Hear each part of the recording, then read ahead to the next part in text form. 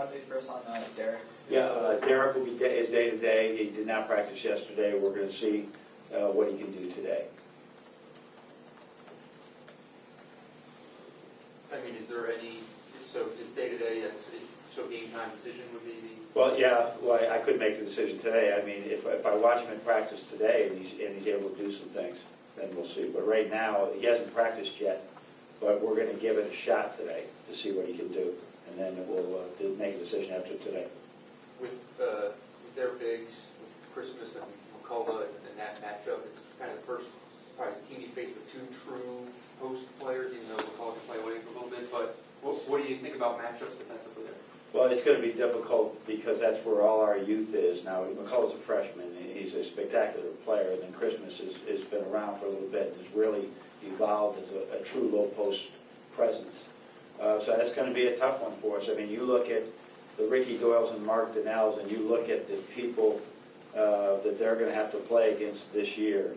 You know, the big men, like Christmas, like the big kid from Georgetown, Hammonds of Indiana.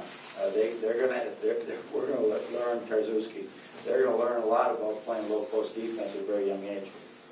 Would you at any point consider playing two bigs together? That could happen in some situations. We can do that. So with Syracuse playing 100% zone, that's more of a possibility than normal. So you over here to the front with John, Coach. You play games like this, and like you did, very recently.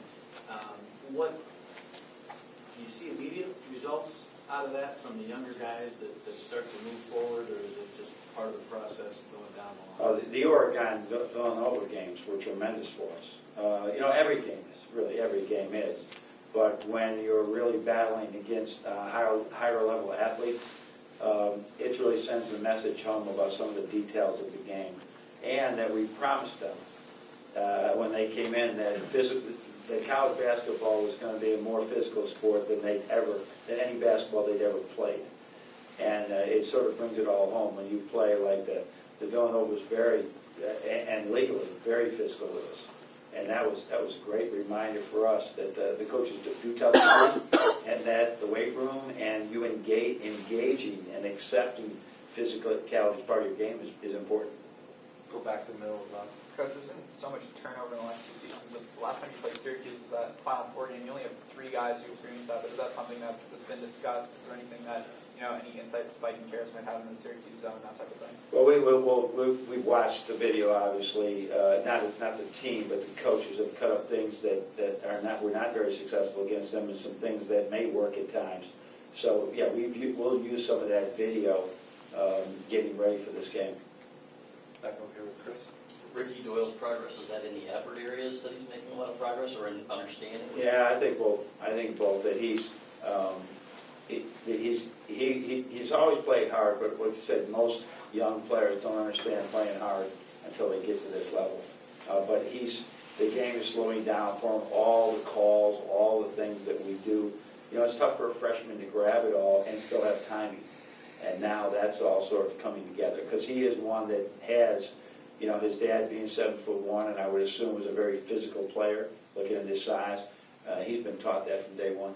And then DJ Wilson's status? DJ is going to be out for a little bit, maybe 3 to 4 weeks, and so he won't be able to play next few games. Could you explore a redshirt? Yeah, that would be another thing we'd look at. Obviously, we don't have to do that until we do that. But if we'll look at that, take a long, hard look and see if we need him or he wants to play at that point, and then try and make an informed and educated decision. Was there anything that in Wilson's, evaluation that what is going on with him? I can't.